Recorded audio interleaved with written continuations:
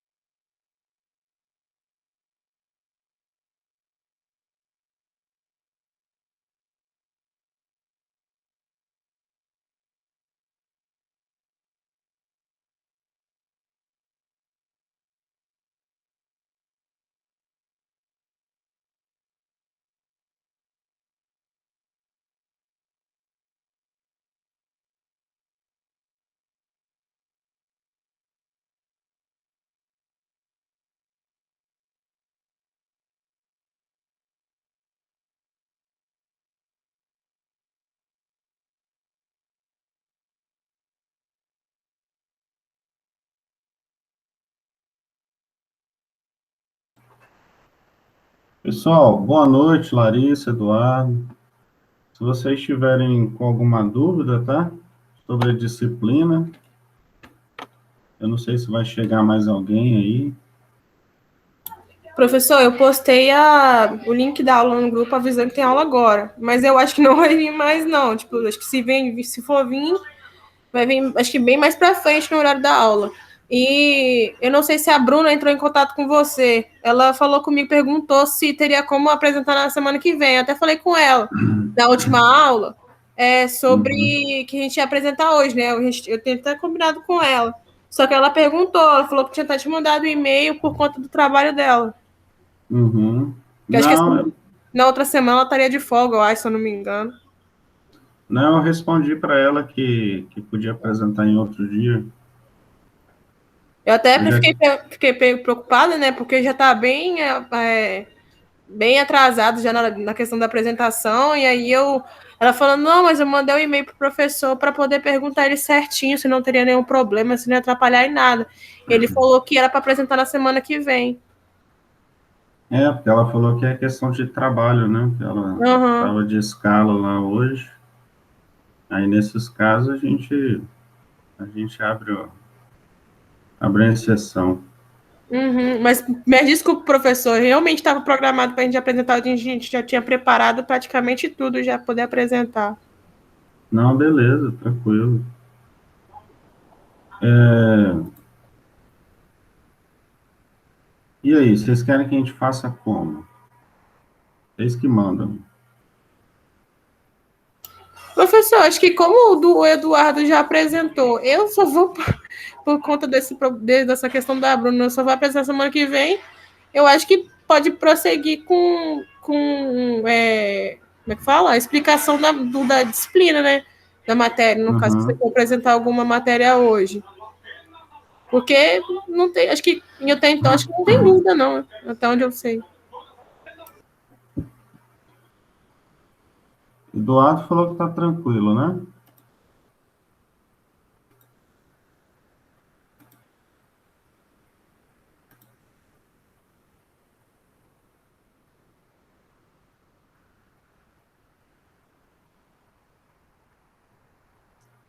Eu estou deixando essa imagem aqui, porque a internet aqui hoje está bem estável. Está bem ruimzinha hoje. Mas é bom que vocês não levam susto aí com a cara do professor também, né?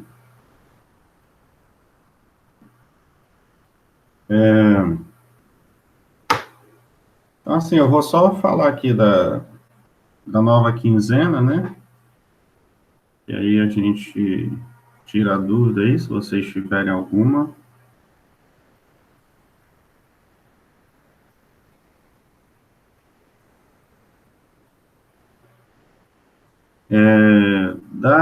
Da quinzena anterior, vocês ainda podem fazer o glossário, né? Tarefa bem tranquila aí para vocês. Acho que, ó, não sei se a Larissa já fez, mas acho que o Eduardo já fez. E, e ela está sendo, você pode enviar até o dia 9. Dia 9 é segunda que vem, né? Então ainda tem um tempo aí para mandar. E aí tem a sétima quinzena, que vai até o dia 15 de agosto. A gente já está chegando aí nos finalmente da disciplina, né? E nessa quinzena, basicamente, a gente vai terminar o capítulo 4 da apostila, né? Que fala sobre a estrutura física. Então, aqui você tem o planejamento da sétima quinzena, que vai do dia 2, no caso hoje, até o dia 15.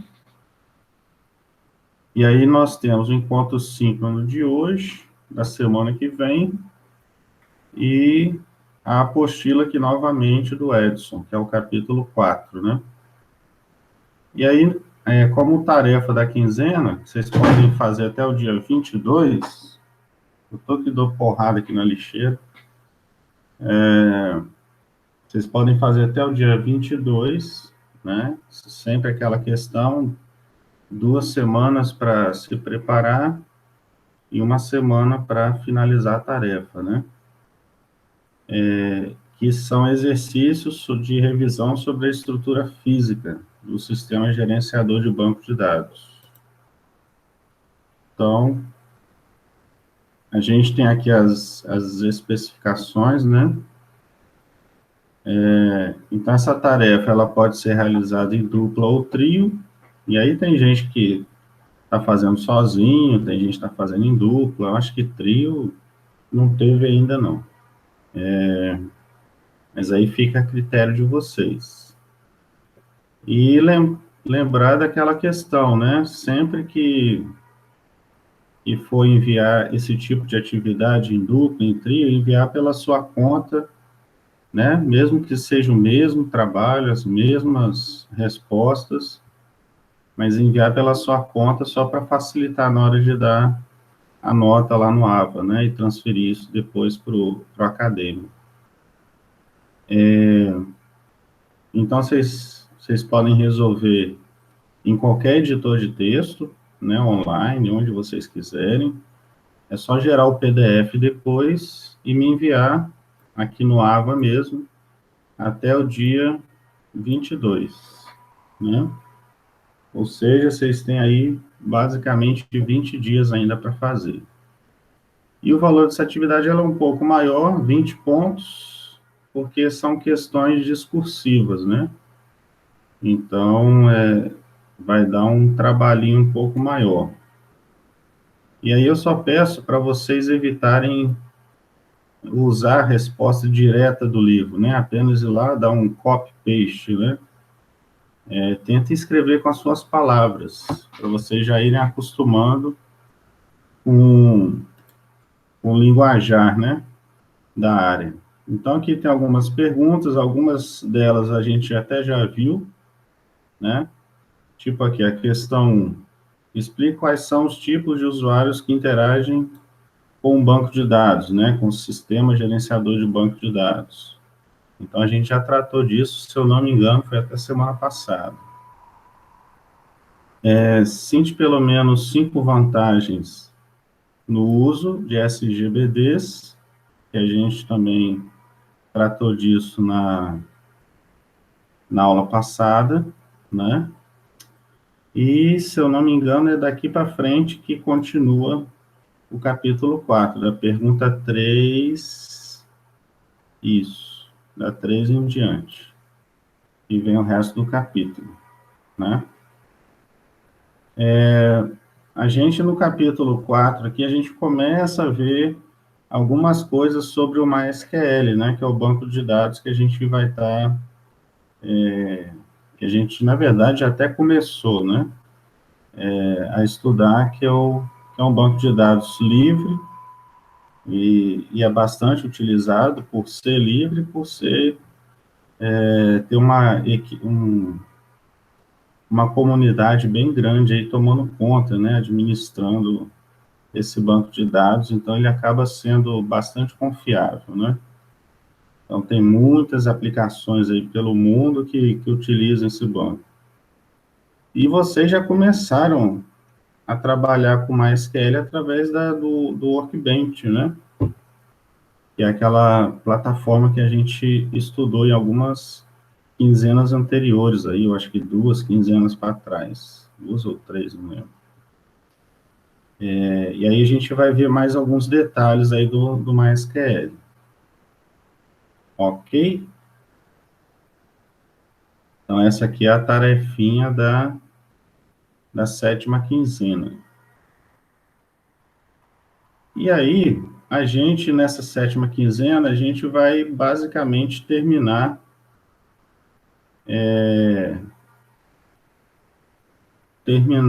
o capítulo 4, né? A gente já viu alguma coisa na aula passada.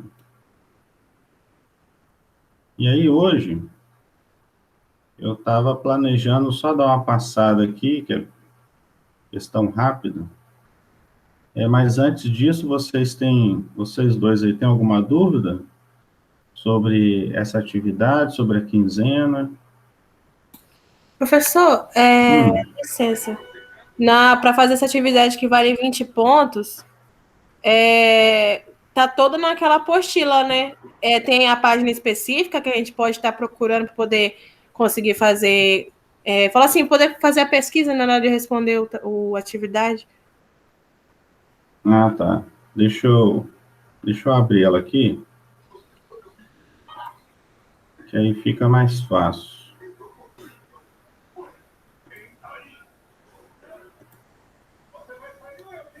Na verdade, essas questões discursivas aqui, elas são sobre estrutura física, né? Então, é basicamente o capítulo 4 aqui. Deixa eu só abrir a apostila aqui.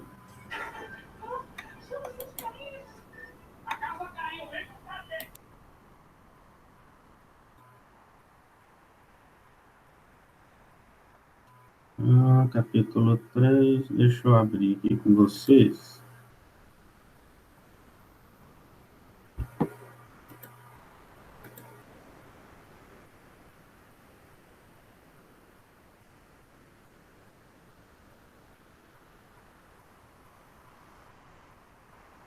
Então, basicamente, aquela lista de exercício é sobre essa aula 04 aqui, né?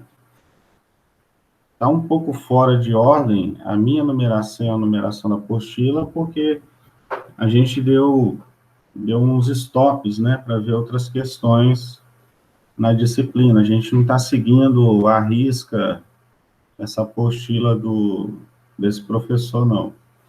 Então, no slide está como aula 3, mas a apostila aqui é o capítulo 4, e coincidentemente ele está chamando de aula também, né? Então, é o capítulo 4 aqui, estrutura física. E aí, vocês vão consultar, na verdade, todo o capítulo 4 para fazer, né? Vão ter que estudar o capítulo 4 para fazer. Ele não é tão grande, não. Ele tem bastante informação, mas ele não é um dos capítulos maiores da apostila, não. Tá? Então, basicamente, é até aqui, ó, página 81, quando ele termina falando de estratégia otimista, tá? Mas aí aquela questão que eu falei, né? Muito fácil chegar aqui. O que é uma estratégia otimista? Aí eu marco, seleciono, copy paste. Isso aí eu vou conferir na hora de corrigir, se o pessoal está dando só copy paste, porque se for só assim, né, eu não consigo verificar se realmente vocês estudaram, né? Se for só copy paste da apostila. Então, por isso que eu coloquei lá para escrever com as suas palavras, fazer um resumo com as suas palavras, tá? E tem uma questão até interessante que às vezes fica até fácil de pegar plágio. Não estou falando nem que é de vocês isso não, tá? Nem da turma de vocês não. Mas geralmente o aluno vai lá, eu conheço o aluno, conheço a forma dele escrever, dos erros de português que ele tem. E aí, quando eu vejo um trabalho assim que a escrita está muito boa, igual nessa apostila aqui que ele usa uma linguagem mais formal, né? A gente já percebe que tem alguma coisa estranha no exercício da pessoa. Tá? Então, isso aí acaba, de certa forma, ajudando, né? A gente detectar o plágio. Tá certo? Mas é simples, a tarefa é simples, tá? Ela só tem uma pontuação maior, porque são questões discursivas, então vocês vão ter um trabalhinho a mais para resumir as informações, né? Porque basicamente as perguntas, elas vão te fazer resumir o capítulo. Na verdade, é isso que vai acontecer, tá? Então, se rolar essa pergunta aí nos grupos de vocês, né? Vocês podem até falar disso, né? Ah, o professor pediu para a gente não fazer copy-paste da apostila, senão ele vai perceber, né? Para tentar escrever com as suas palavras, né? Fazer um resumo das informações. Igual o Eduardo disse aqui, que ele tem um costume de escrever bastante formal no trabalho. Eu também tenho esse costume. Eu tive uns professores que eles falavam bem assim que eu não estava escrevendo pesquisa de escola, eu estava escrevendo pesquisa de faculdade. Porque Uhum, como eu estudei bastante esse negócio de redação, eu tenho muito costume de usar palavras diferentes, aí eu acabo até escrevendo, não é gabando, né? Mas assim, de um uhum, modo mais formal, para não ficar com uma linguagem meio chula, né? Por assim dizer. uhum. Não, é isso que eu estou falando, né? A maioria dos alunos acaba, na hora de escrever, escrevendo uma linguagem mais informal. Isso não é por conta do técnico, não. Eu estou falando da graduação, da pós-graduação. Isso acontece em todos os níveis, né? Mas aí, um ou outro, a gente sabe que escreve melhor, mas na maioria das vezes a gente percebe a diferença da escrita, né? Porque essa apostila, por exemplo, eu já fiz a apostila para o ETEC, essa apostila passa por várias revisões. Tem revisão de português, tem revisão técnica também, revisão de diagramática, que eles chamam, né? Então, ela é revisada várias vezes a apostila. É até um processo cansativo, né? Você fazer essas apostilas para esses programas aí. E então eu sei que a gente acaba pegando o jeito de diferenciar o texto da apostila do trabalho de certos alunos, né? Eu não estou falando que é o caso de vocês, não. Pode ficar tranquilo. Mas essa é uma forma de você detectar alguns plágios, né? E você já leu a apostila, já sabe qual é o texto que ele está usando, como é que ele está desenvolvendo aquilo ali. Então, a gente acaba pegando essas informações na hora de corrigir o trabalho, tá? Esse alerta, sim, eu estou fazendo não por conta de vocês, Larissa e Eduardo, né? É por conta que essa aula vai ficar gravada e os demais alunos vão acessar lá pelo AVE. Então, tem que deixar bem claro isso aí, tá? É que eu estudei muito a língua até para fazer traduções e outras coisas que tive contato. Joia, é isso aí. Tem que saber escrever direitinho, né?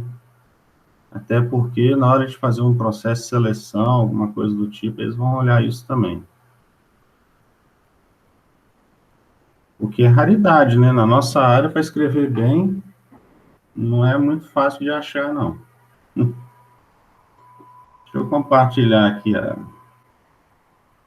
apostila. Apostila não, os slides.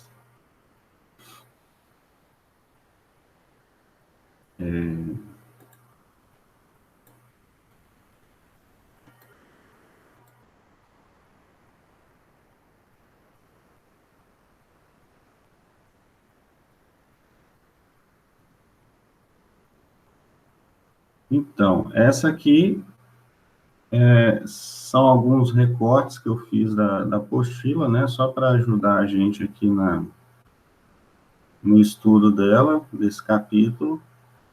Então, a gente já tratou aqui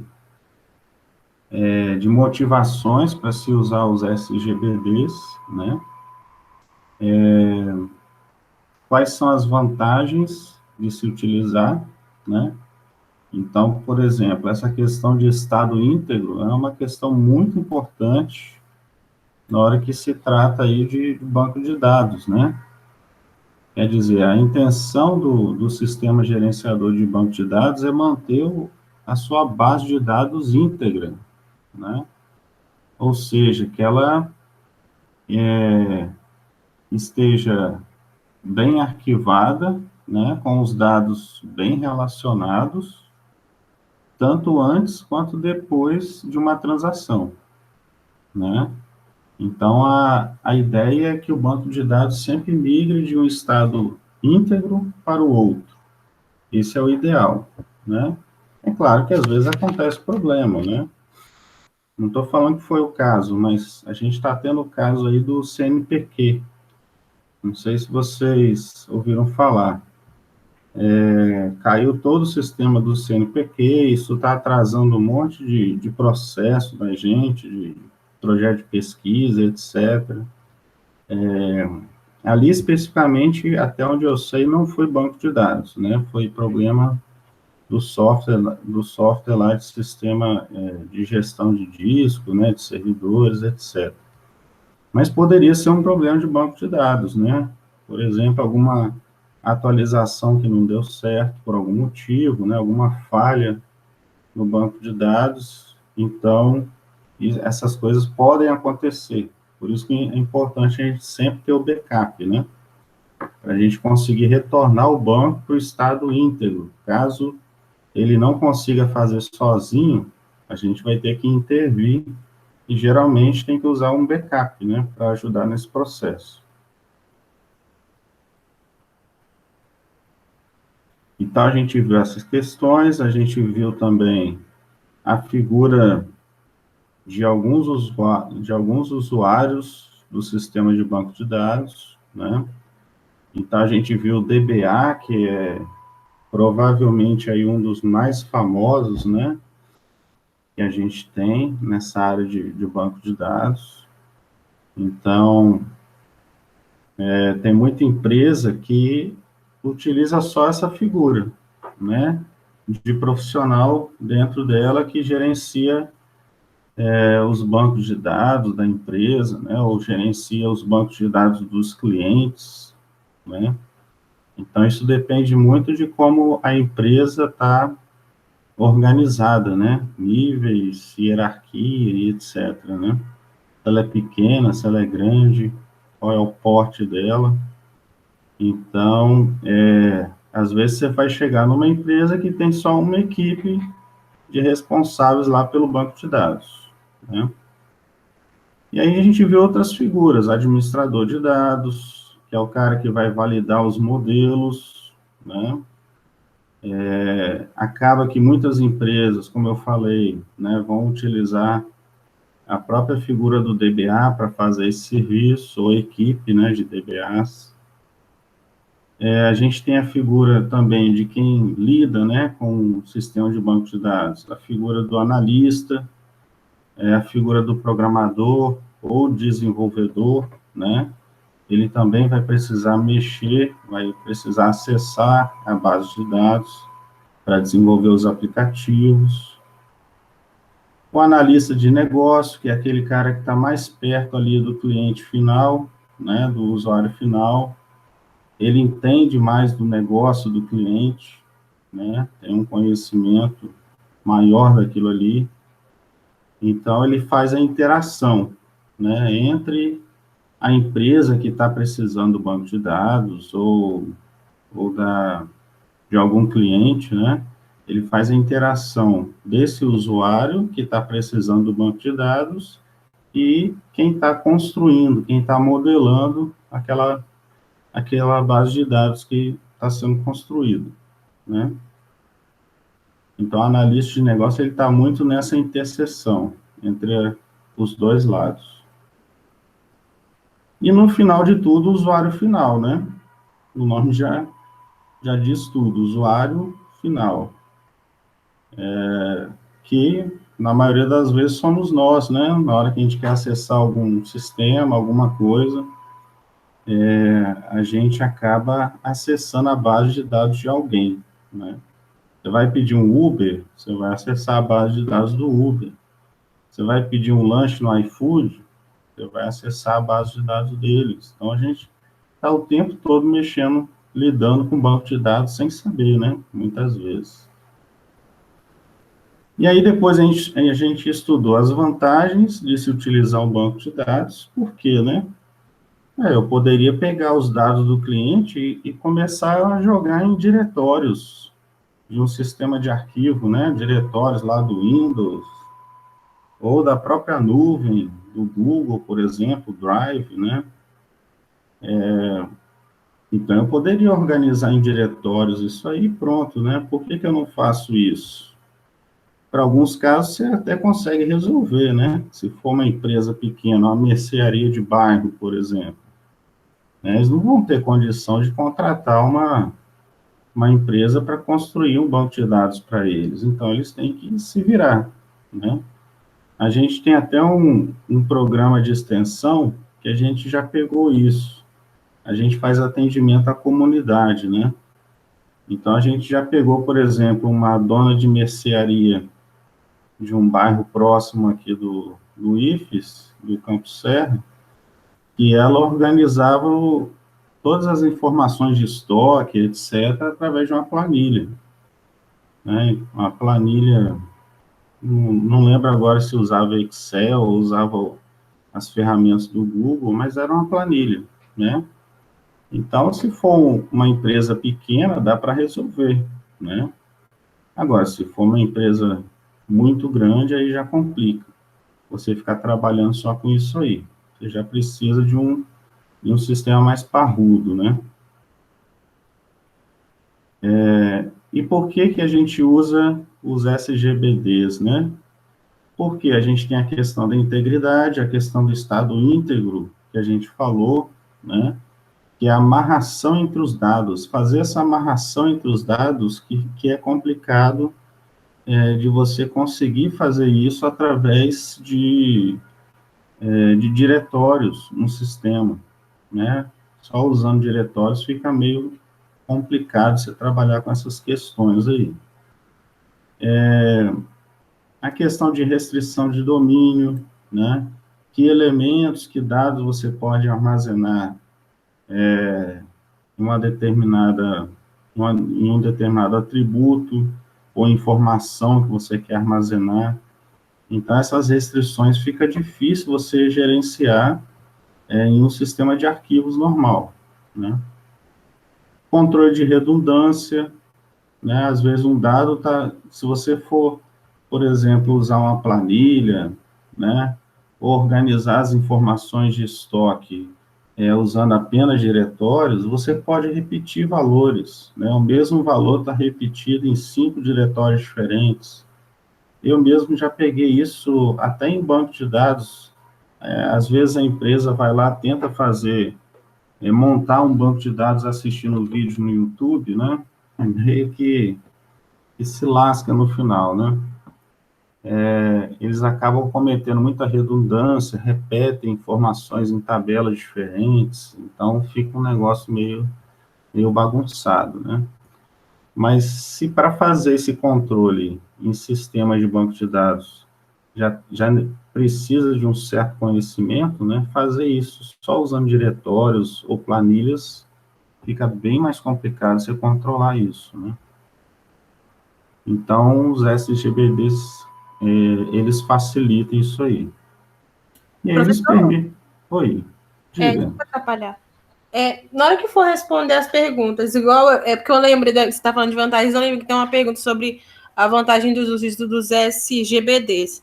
Na hora que for responder essa pergunta, você quer que, tipo assim, a gente explique cada uma das vantagens ou só cite quais são elas, no caso? Aí depende da pergunta, né? Deixa eu olhar a pergunta especificamente para você, só para te... Aqui, eu tô com o Ava aberto na questão do trabalho. Tá bem assim, cite pelo menos 5 vantagens do uso dos SGBDs. No caso aí está falando apenas cite, né? Então, Uhum. você pode apenas citar 5 dessas vantagens que a gente falou. Não Ah. precisa descrever, né? Está falando Porque no apenas para caso aí, para citar. descrever, a gente tem que descrever com as nossas palavras, né? Uhum. Ah, Não, aí você pode apenas citar, beleza, então. tá?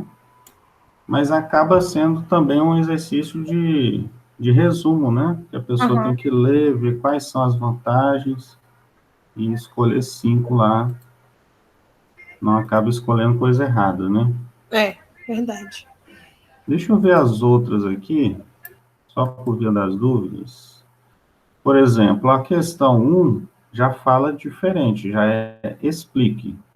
Aí não, aí você tem que explicar com as suas palavras, né?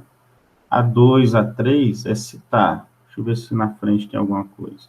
Não, a 3 tem na frente, né? E explique as principais características de cada um deles, né? Aí já é para explicar com as suas palavras. O que são, na questão 4 já é uma questão mais objetiva, né? Então, o que são e dê pelo menos 5 exemplos. Então, já pode ser mais objetivo aqui. A 5, a 6, a 7 e a 8, aí já é para explicar. Aí já é para tentar explicar com as suas palavras. Tá certo? Mas essa também, professor, que você que fala o que são. No caso, a gente tem que falar com as palavras que estão na apostila ou a gente pode falar com as nossas palavras?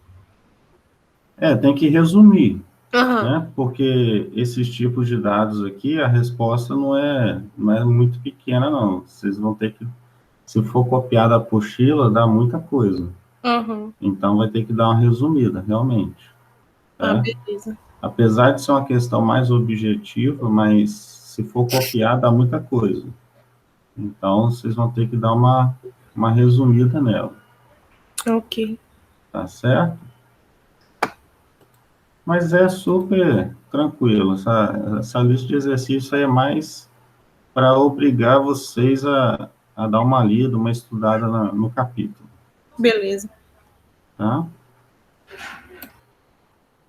E aí tem outras vantagens, né? Controle de transação, controle de segurança também. Apesar que a gente pode fazer muita coisa de segurança em diretórios de um sistema operacional, mas no banco de dados, às vezes, fica muito mais fácil você trabalhar isso a nível de tabelas, né? De entidades. Então, facilita bastante. Independência de dados, na questão da separação da aplicação e os dados, né? Você separa isso. Então, por exemplo, a gente usa, né, um exemplo aí que a gente usa bastante aí, iFood, Uber, né? A gente usa lá o banco de dados deles sem saber, né? Não sei nem onde está hospedado isso, se está hospedado no Rio de Janeiro, São Paulo, Vitória, né? A gente não tem muita noção dessas questões. Então, a gente acaba ficando independente, né? A aplicação fica independente dos dados. Então, se você, por exemplo, eu vou trocar o banco de dados, não vou usar mais o MySQL, vou pular para o Oracle, né? O banco da Oracle. Então, isso vai fazer alguma mudança na questão do aplicativo, da interface do aplicativo? Não necessariamente, né? Então, você tem essa independência entre a base de dados e a aplicação. Essa é uma outra vantagem importante. E a questão da arquitetura em níveis, né? Os SGBDs acabam separando isso para a gente. Você tem um nível mais interno, né? Que é onde realmente os dados vão ficar armazenados, e o nível externo, o nível lógico, né? Que é a visão que você tem dos dados, como eles estão organizados em tabelas, relacionamentos, etc. Né? Então, você tem uma abstração aí, né? Você pode ter, por exemplo, um especialista em banco de dados que não está muito preocupado ali em como esses dados vão ser armazenados. Então, ele consegue trabalhar só na camada dele, na camada que ele conhece ali, e que o trabalho dele é limitado só naquele nível, né? Ou você pode ter um cara que já mexe mais com infraestrutura. Então, ele precisa realmente saber onde os dados vão ser armazenados, em que setores, em que discos, né, do servidor e por aí vai. Então, o sistema de banco de dados te oferece isso também, né, essa separação aí entre as camadas. Quando você estuda banco de dados e sistemas operacionais, você meio que está falando a mesma coisa, a mesma língua, né? Só que um está mais voltado para dados e o outro está mais voltado para hardware, né? Mas os dois são muito parecidos, assim, na filosofia, né, no funcionamento deles. Então, assim, para terminar essa parte aqui do capítulo 4, a gente tem aqui um modelo, né, de um SGBD. Então, a gente observa que não é só uma caixinha só, né? Ele tem vários módulos que interagem um com o outro, né? E por isso que a gente consegue desenvolver uma aplicação, né? Então, por exemplo, eu quero desenvolver uma aplicação para a internet, né? Não é muito aqui o objetivo do curso de vocês, não é muito o objetivo do curso a parte de desenvolvimento, né? Mas vocês vão precisar dar suporte nessa questão de infraestrutura. Então, a infraestrutura, por isso que o nome da disciplina é infraestrutura do banco de dados, né? Então, vocês vão estar cuidando dessa parte, né? Administrar o banco de dados, né? Então, o objetivo dessa disciplina é passar esse conhecimento, né? Mais de conhecer como vocês podem fazer manutenção no banco de dados, né? Questão de otimização de desempenho, etc. Então, por isso que a gente precisa, pelo menos, conhecer quais são os módulos, né, que compõem aí todo o sistema de banco de dados. Então, por exemplo, a questão da aplicação web que eu falei, né? Então, você está usando, por exemplo, uma linguagem de programação PHP. Existem diversas aplicações que usam PHP junto com MySQL, né? Tem muita aplicação por aí que usa essa ligação. Então, PHP para fazer a parte de programação geral de um site, por exemplo, e esse PHP acessa o MySQL, né? Geralmente, essa forma de acessar é através de bibliotecas, né? Você usa bibliotecas e consegue interagir com o banco de dados, no caso, o MySQL, tá? Então, o SGBD, ele tem que providenciar ferramentas para lidar não só com os dados em si, mas permitir a interação daqueles usuários com os dados também. Tá? Então, por exemplo, né, a gente tem aqui as ferramentas gráficas, que você consegue administrar graficamente um banco de dados, né, sem usar comandos. Isso é o mais provável, né, se vocês não forem se especializar em banco de dados mais para frente, se vocês ficarem só nesse nível que a gente está fazendo aqui de suporte, muito provavelmente vocês vão precisar usar só a interface gráfica, né, ou do MySQL ou de outro banco qualquer, né. Então, as ferramentas aí, igual tipo o Workbench lá, que vocês deram uma olhada em outra quinzena, vocês conseguem fazer muita coisa usando aquela interface gráfica ali, né? Então, por exemplo, ele permite que você use comandos do tipo DDL, né? Através dessa linguagem aqui de definição de dados, né? Você consegue passar instruções e comandos para definir como aquelas informações serão armazenadas, serão tratadas na base de dados. Tá? DDL, DCL, tudo isso aqui faz parte, eu achei que tinha uma figura aqui, mas não tem não. Faz parte daquela família, né, de linguagens do tipo SQL. Então, você usa aqui a DDL para definição das instruções e a linguagem de controle de dados, né? Que é onde você usa instruções para controlar permissões de acesso e o uso aos objetos do banco de dados. Tá? Então, são essas instruções que a gente vai ver mais para frente com calma, né? Alguns exemplos disso aqui. Mas, por enquanto, a gente só precisa saber isso. O que é o DDL, né? Conjunto de instruções e comandos para definição de dados. Definição dos dados que vão ser armazenados naquele banco. DCL são as instruções para controlar as permissões de acesso e o uso a determinados objetos do banco de dados. Tá? Então, você pode usar ou comandos, literalmente, passar comandos, né? Defina tal coisa, escrever isso num prompt de comandos, ou você vai usar botões, que é o mais comum de acontecer. Botões, menus, né? Você vai lá, igual no Workbench lá, que vocês viram o tutorial, né? Você vai usar basicamente botões e janelas para fazer o que você precisa fazer. Então, assim, durante aquele tutorial, vocês viram que praticamente não se usou comandos escritos, né? Foi apenas clique, né? Então, isso aí agiliza, né? Aumenta a produtividade. Você também consegue utilizar interfaces gráficas para consulta, a interação com o banco de dados, né? Então, você consegue usar comandos SQL para você fazer consultas, né? Enviar comandos para o banco de dados.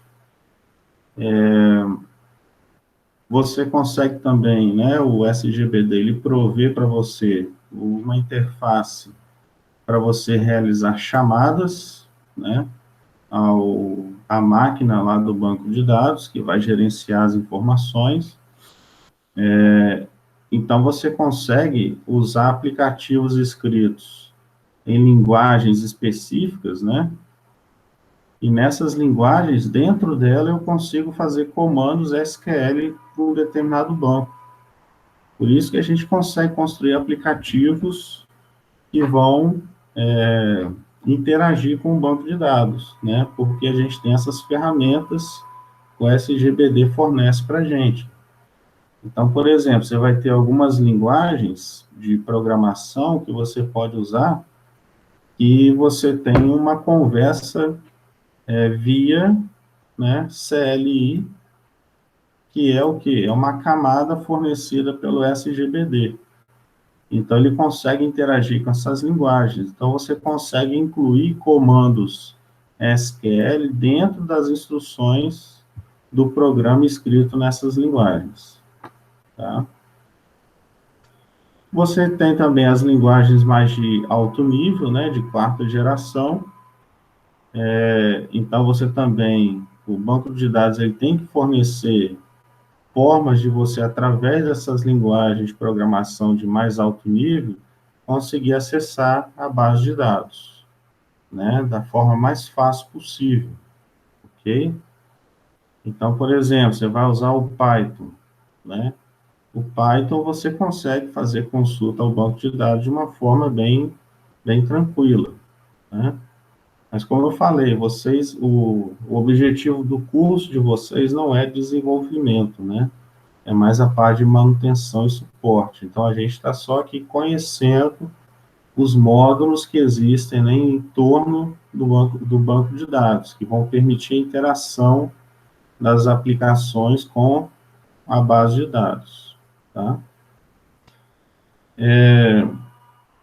Você também pode ter programas executáveis que você pode gerar, e esses comandos executáveis, eles podem pegar parâmetros de entrada e converter isso em SQL e mandar isso para o gerenciador de banco de dados. Também é uma outra forma de interagir com o sistema de gerenciador de banco de dados. E aí você tem também a componente aqui, que é o engine, né, que é a máquina em si, né, o que vai gerenciar o processador aqui do banco de dados, que basicamente ela faz o quê? Ela pega a instrução e te retorna um conjunto de informações, né? Então, é a máquina que vai fazer o processamento em tempo de execução, né? Então, é como se fosse um módulo que está ali acima da sua base de dados e como se fosse o processador das consultas.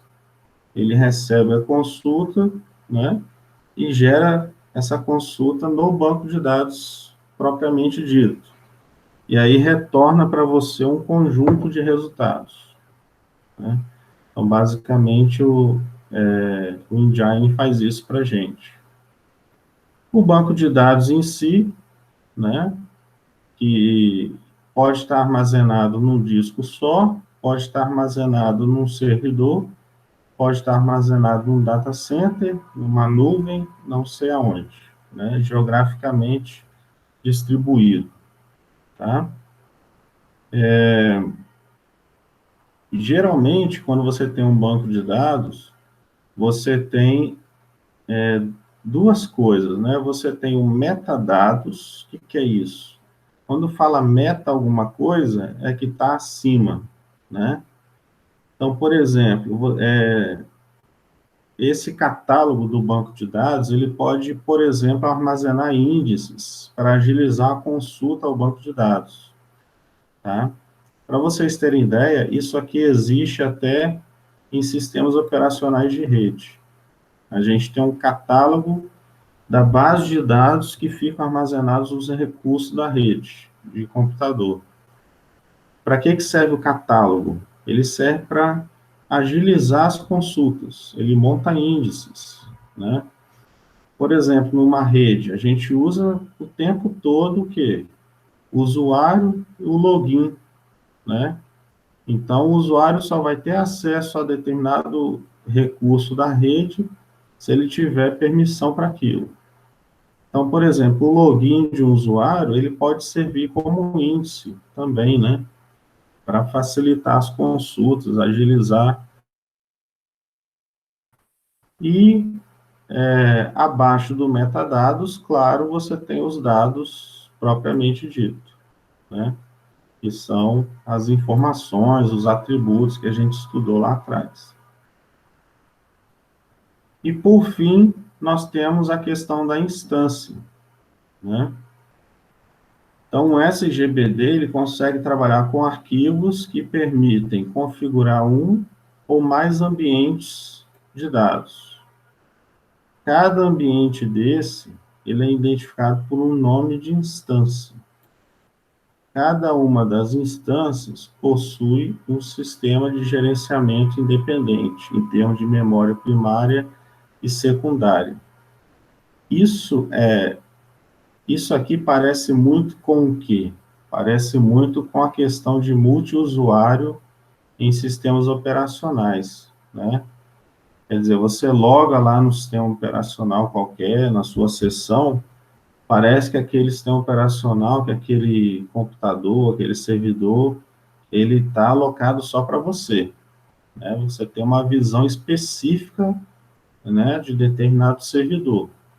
Mas a gente sabe que não é assim. Tem mais gente conectado naquele computador, naquela instância, né, naquele servidor.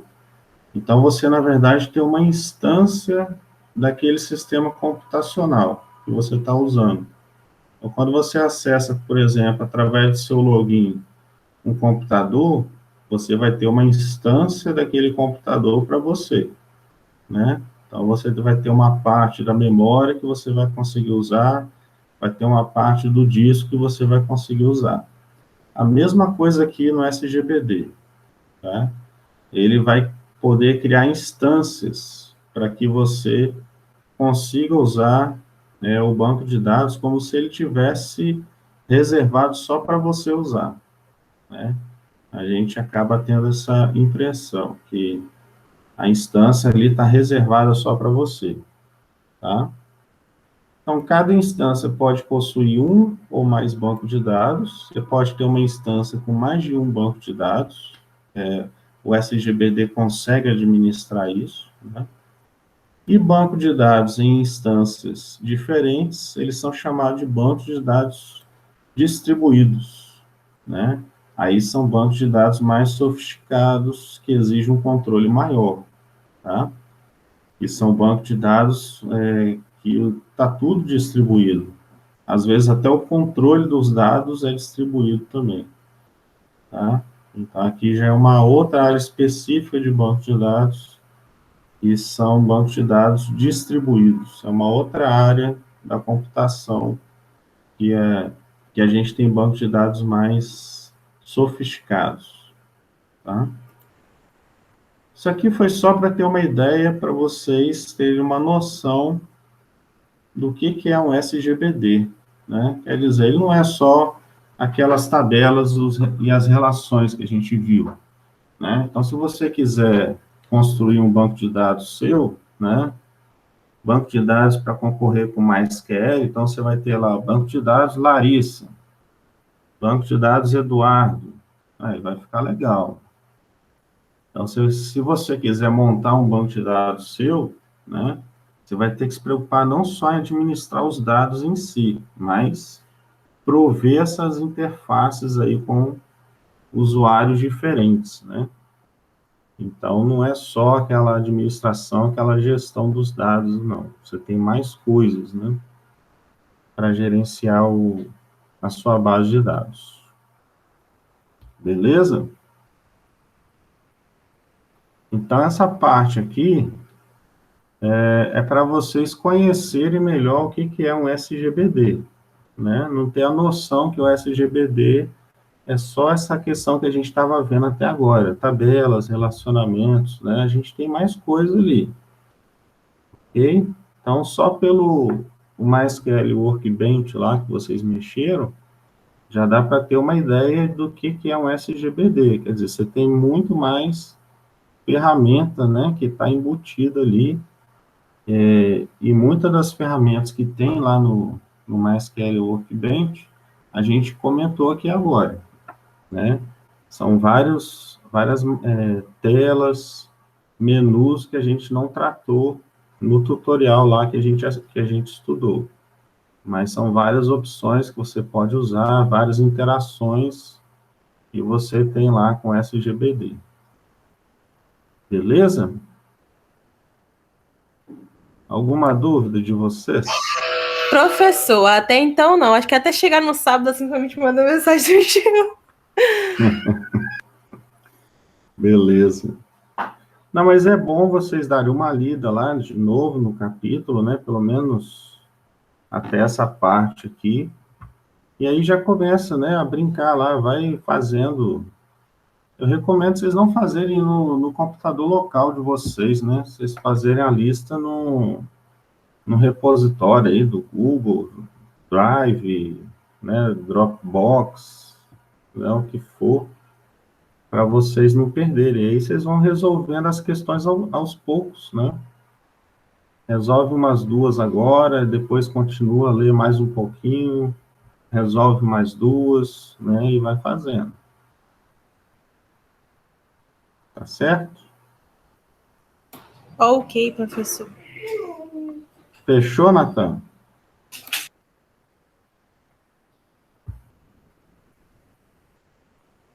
Fechou, então. Beleza.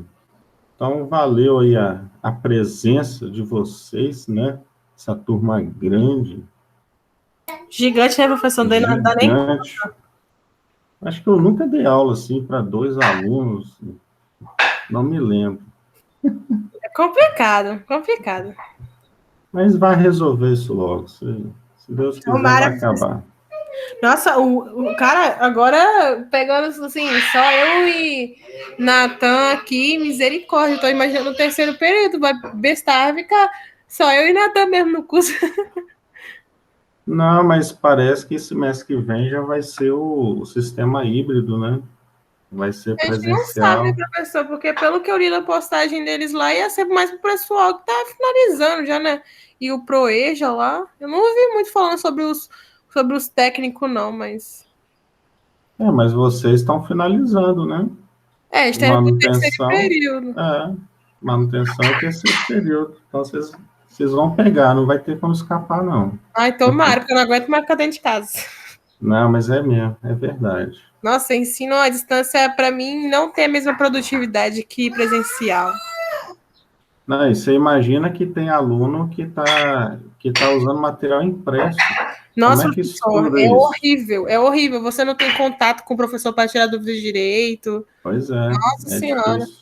Eu aqui, conseguindo assistir às aulas, às vezes eu tenho bastante dificuldade. Imagina se É, não tivesse internet para acessar. não é bastante complicado mesmo. Nossa Senhora, demais. Mas, se Deus quiser, em setembro nós estamos de volta lá, os laboratórios, Ai, tomara, se Deus quiser. né? Vocês já vacinaram? Como é que tá aí a situação? Até Vocês dois? então eu não consegui vacinar, não, professor. Eu fico Não? olhando aqui na Prefeitura da Serra, não saiu ainda, assim, pro pessoal que pode, né? Saiu agora, se eu não me engano, acho que em Vitória, pro pessoal de 25, acho que é 25 a 29 anos, não sei, um negócio assim. Eu Uhum, ainda não vi na faixa etária de 18, 19, não. entendi.